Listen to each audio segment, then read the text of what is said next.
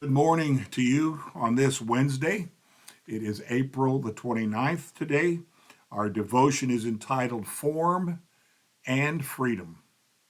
From 2 Corinthians chapter 5 verses 14 and 15, freedom is not for Christ's love compels us because we are convinced that one died for all and therefore all died.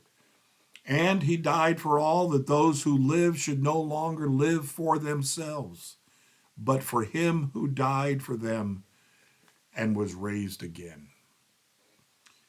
Freedom is not the absence of limitations and constraints, but it is finding the right ones, those that fit our nature and liberate us.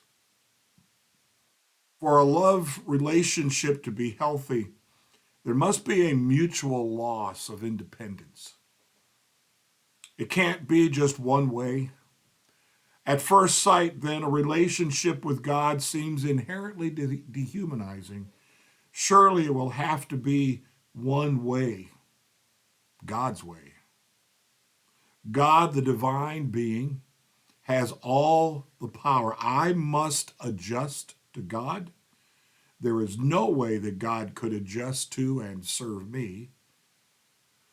While this may be true in other forms of religion and belief in God, it is not true in Christianity.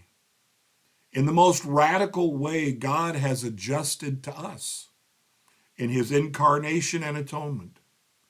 In Jesus Christ, he became a limited human being, vulnerable to suffering and death.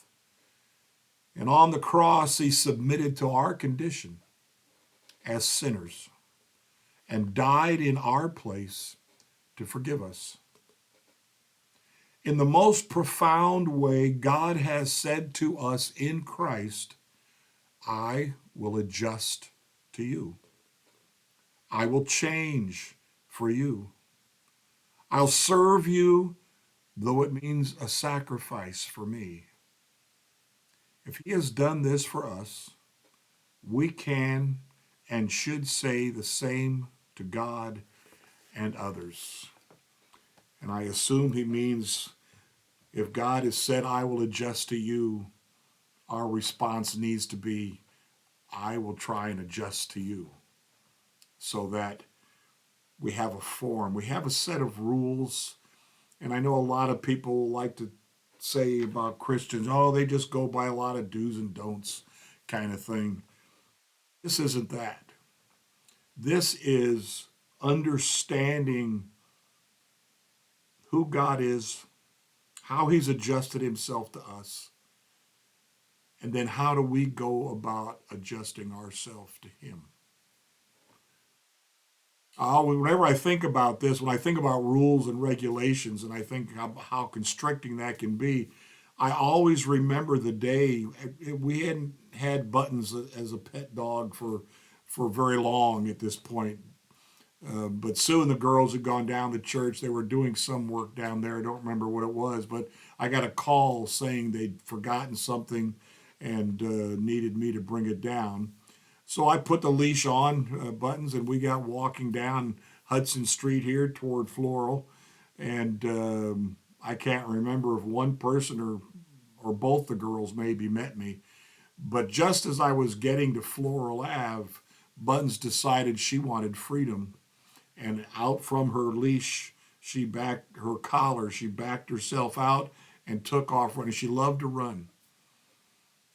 Meantime, there's a big old pickup truck rambling up Floral Avenue, and I'm freaking out and I'm yelling at Buttons. I'm calling her to get back to me, and she does. She gets scared because of the braking of the truck, and back to me she comes, tail between her legs. I give her a stern talking to. She hears bad dog, and she gets punished. But from that point on, she's a smart dog. She understood I've got restrictions in this family. I just came from a place out on the farm that had all kinds of dogs. We'd run around all the time. But finding the form, and it's in the scriptures completely from Genesis to Revelation. What does the Lord require of us? Micah 6:8, one of my favorite verses. What does the Lord require of you, O man, but to do justice, to love mercy, and to walk humbly with your God? And when we do that, we have freedom. We have freedom. We have an intercessor before the throne, like us in every way. The Bible tells us, yet without sin. Yet without sin. And he understands the lives we live here because he lived one just like us. He got hungry. He got tired. He was restless over different things. He had a lot of terrible things said about him. And yet, the freedom, the freedom. The whole picture of following Jesus is not some tiny little micro spot. It is a humanity to walk with him, to learn from him, and in all of this to expand who we are and stay living within that circumference. In the I am statements, Jesus refers to himself as not just as the good shepherd, um, but also as the door into the area where the sheep would go. And they're my own, and they know when I call them by name, they know it's me. And out we go and enjoy the open field. And we stay close to the shepherd for his protection, which gives us liberty and freedom. So living in a form, living in a set of rules, we don't want to see them as that way. We want to see them as a liberating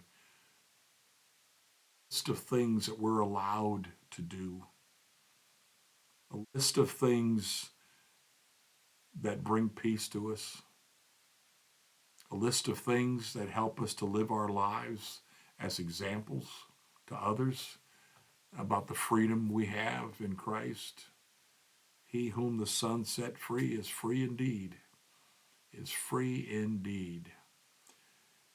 So blessings to you today. Think that through about rules and regulations. That's what a lot of people think the Christian faith is about, and they are dead wrong.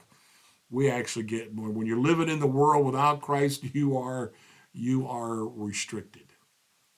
But living with Christ and following him, we have so much real freedom, spiritual freedom, freedom of heart and soul and mind. Blessings to you today. Enjoy your freedom today.